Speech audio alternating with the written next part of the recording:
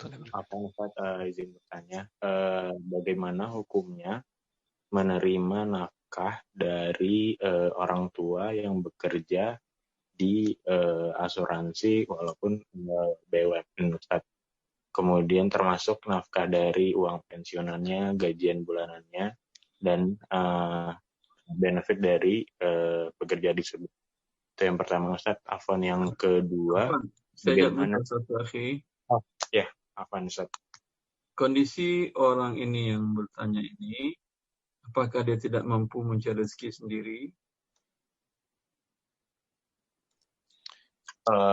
Nah, Ustaz, karena karyawan di perusahaan asuransi, Ustaz, tidak mampu. Enggak, anak istrinya tadi, apakah tidak mampu mencari rezeki harta yang lain, tidak punya harta?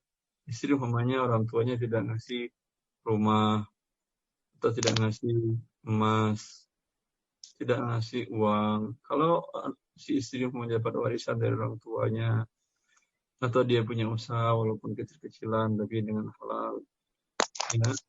Atau si anak sudah balik dan berakal, sudah bisa mencari walaupun hanya untuk kesehariannya saja, kalau di waktu itu haram bagi anak istri menerima nafkah tersebut. Dan bahkan harusnya dia mengatakan kepada suaminya itu atau kepada bapaknya, bapak atau suami, aku sayang kepadamu, dan karena sayang kepadamu, kami harapkan engkau berhenti di tempat yang dimurkai Allah.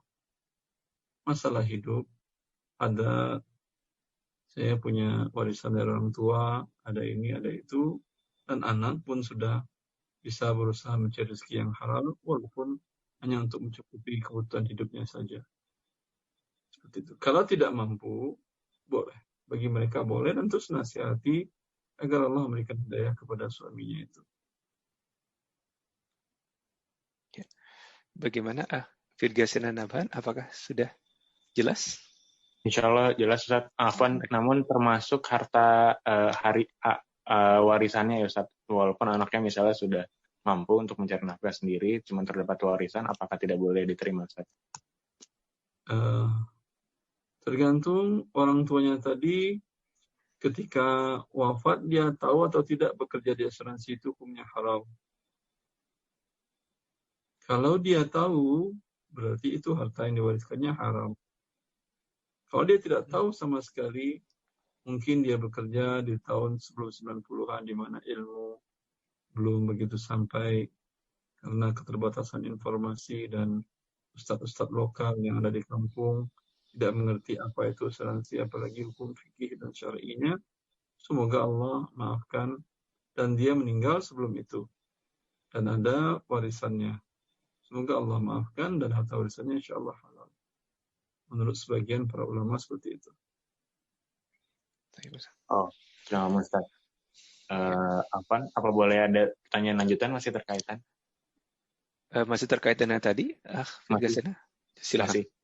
Bagaimana cara orang tua tersebut untuk taubat dari yang sudah dilakukannya, Ustaz? Jika sudah tahu, Ustaz, tapi masih melakukan. Masih bekerja. Dia sudah tahu tapi masih bekerja di asuransi begitu. Sempat ada semasa 2-3 tahun terakhir di bekerjanya.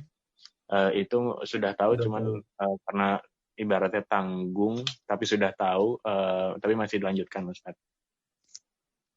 Ini sudah terjadi atau belum? Sekarang sudah, kondisinya sudah pensiun dia. Sudah. Kalau sudah terjadi, tinggal minta ampun kepada Allah Azza wa Jalla. Adapun harta yang 2 atau 3 tahun sejak dia tahu itu tidak halal. Berikan kepada fakir miskin. Ya. Qadarullah, bila kasus ini umpamanya di saat dia tahu, kata dia tanggung 2-3 tahun lagi. 2-3 tahun Anda berbuat riba ya akhi.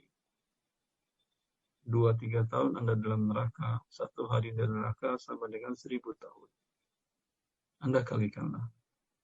2 tahun kali 1 harinya berarti 365 kali 2, 730 hari kali 1000 tahun.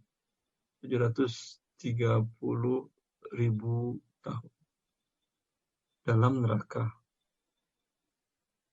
Semua orang tahu bahwa azab yang paling ringan di neraka, kata Rasulullah SAW. Kaki menginjak bara neraka, otak. Semoga Allah menghindarkan kita semuanya dari nerakanya. Amin. Otak benda padat, bukan benda cair. Dan jaraknya antara kaki dengan otak lebih dari 1 meter. Tapi mendidih di saat yang sama tidak terbayangkan. Ya, walau 1 saat, jangankan 2 tahun, jangankan 730 hari, 1 detik pun tidak ada yang kuat.